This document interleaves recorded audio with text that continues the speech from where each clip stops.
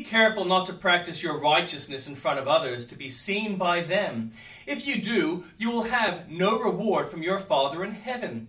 So when you give to the needy, do not announce it with trumpets as the hypocrites do in the synagogues and on the streets to be honored by others. Truly I tell you, they have received their reward in full. But when you give to the needy, do not let your left hand know what your right hand is doing, so that your giving may be in secret. Then your Father, who sees what is done in secret, will reward you. And when you pray, do not be like the hypocrites, for they love to pray standing in the synagogues and on the street corners to be seen by others. Truly I tell you, they have received their reward in full. But when you pray, go into your room, close the door, and pray to your Father who is unseen. Then your Father, who sees what is done in secret, will reward you. And when you pray, do not keep on babbling like pagans, for they think they will be heard because of their many words. Do not be like them, for your Father knows what you need before you ask him. This then is how you should pray. Our Father in heaven, hallowed be your name. Your kingdom come, your will be done on earth as it is in heaven. Give us today our daily bread, and forgive us our debts, as we also have forgiven our debtors. And lead us not into temptation, but deliver us from the evil one.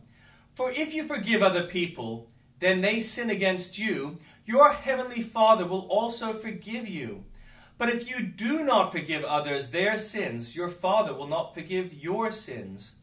When you fast, do not look somber as the hypocrites do, for they disfigure their faces to show others they are fasting.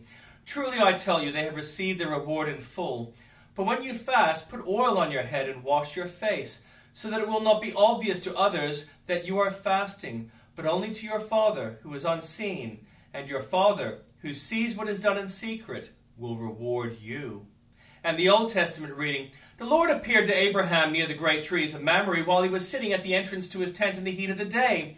Abraham looked up and saw 3 men standing nearby. When he saw them, he hurried from the entrance to his tent to meet them and bowed low to the ground. He said, If I have found favor in your eyes, my Lord, do not pass your servant by. Let a little water be brought, and then you may all wash your feet and rest under this tree.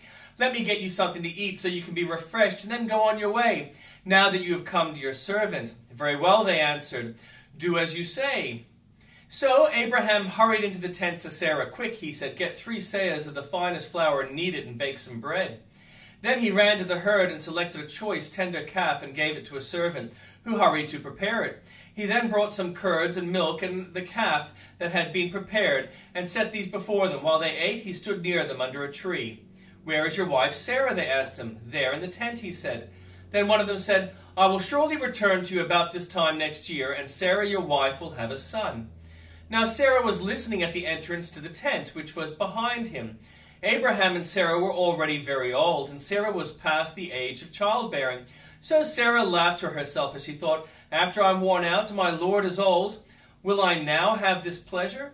Then the Lord said to Abraham, Why did Sarah laugh and say, Will I really have a child now that I am old?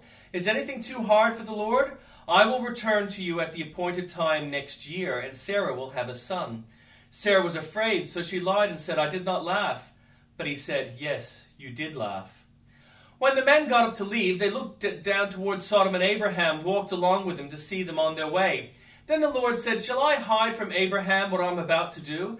Abraham will surely become a great and powerful nation, and all nations on earth will be blessed through him. For I have chosen him so that he will direct his children and his household after him, to keep the way of the Lord by doing what is right and just, so that the Lord will bring about for Abraham what he has promised him.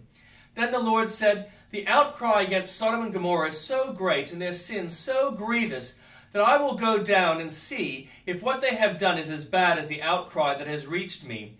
If not, I will know. The men turned away and went toward Sodom, but Abraham remained standing before the Lord. Then Abraham approached him and said, Will you sweep away the righteous with the wicked? What if there are 50 righteous people in the city? Will you really sweep it away and not spare the place for the sake of 50 righteous people in it? Far be it for you to do such a thing, to kill the righteous with the wicked, treating the righteous and the wicked alike. Far be it from you. Will not the judge of all earth do right? The Lord said, If I find 50 righteous people in the city of Sodom, I will spare the whole place for their sake. Then Abraham spoke up again.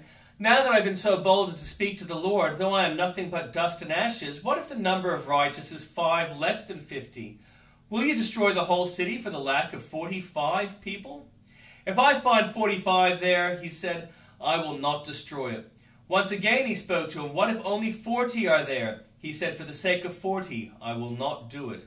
Then he answered, may the Lord not be angry, but let me speak. What if only 30 can be found there? He answered, I will not do it if I find 30 there. Abraham said, now that I've been so bold as to speak to the Lord, what if only 20 can be found there? He said, for the sake of 20, I will not destroy it. Then he said, may the Lord not be angry, but let me speak just once more. What if only 10 can be found there? He answered, for the sake of 10, I will not destroy it. When the Lord had finished speaking with Abraham, he left, and Abraham returned home. The 2 angels arrived at Sodom in the evening, and Lot was sitting in the gateway of the city. When he saw them, he got up to meet them and bowed down with his face to the ground. My lords, he said, please turn aside to your servant's house. You can wash your feet and spend the night, and then go on your way early in the morning. No, they answered, we will spend the night in the square. But he insisted so strongly that they did go with him and entered his house. He prepared a meal for them, baking bread without yeast, and they ate. Before they had gone to bed, all the men from every part of the city of Sodom, both young and old, surrounded the house. They called to Lot, where are the men who came to you tonight? Bring them out to us so that we can have sex with them. Lot went outside to meet them and shut the door behind him and said, no, my friends, do not do this wicked thing. Look, I have 2 daughters who have never slept with a man. Let me bring them out to you so you can do what you like with them. But don't do anything to these men. They have come under a protection of my roof. Get out of our way, they replied. This fellow came here as a foreigner, and now he wants to play the judge. We'll treat you worse than them. They kept bringing pressure on Lot to move forward to break down the door. But the men inside reached out and pulled Lot back into the house and shut the door. Then they struck the men who were at the door of the house, young and old, with blindness, so they could not find the door. The 2 men said to Lot, do you have anyone else here, sons-in-laws, sons of daughters, or anyone else in the city who belongs to you? Get them out of here, because we're going to destroy this place. The outcry to the Lord against its people is so great that he has sent us to destroy it. So Lot went out and spoke to his sons-in-laws who were pledged to marry his daughters. He said, hurry and get out of this place, because the Lord is about to destroy the city. But his sons-in-law thought he was joking. With the coming of dawn, the angels urged Lot, saying, hurry, take your wife and your 2 daughters who are here, or you will be swept away when the city is punished. When he hesitated, the men grasped his hands and his hands of his wife and his 2 daughters and led them safely out of the city. For the Lord was merciful to them. As soon as he had brought them out, one of them said, flee for your lives, don't look back and don't stop anywhere in the plain. Flee to the mountains or you'll be swept away. But Lot said to them, no, my lords, please, your servant has found favor in your eyes, and you have shown great kindness to me in sparing my life. But I can't flee to the mountains. This disaster will overtake me, and I'll die. Look, here is a town near enough to run to, and it is small. Let me flee to it. It is very small, isn't it? Then my life will be spared. He said to them, very well, I will grant this request too. I will not overthrow the town you speak of, but flee there quickly, because I cannot do anything until you reach it. That is why the town was called Zoar. By the time Lot reached Zoar, the sun had risen over the land, and the Lord rained down burning sulfur on Sodom and Gomorrah from the Lord out of heavens. Thus he overthrew those cities and the entire plain, destroying all those living in the cities, and also the vegetation in the land. But Lot's wife looked back, and she became a pillar of salt. Early the next morning, Abraham got up and returned to the place where he had stood before the Lord.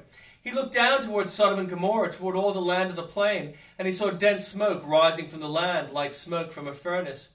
So, when God destroyed the cities of the plain, he remembered Abraham, and he brought Lot out of the catastrophe that overthrew the cities where Lot had lived.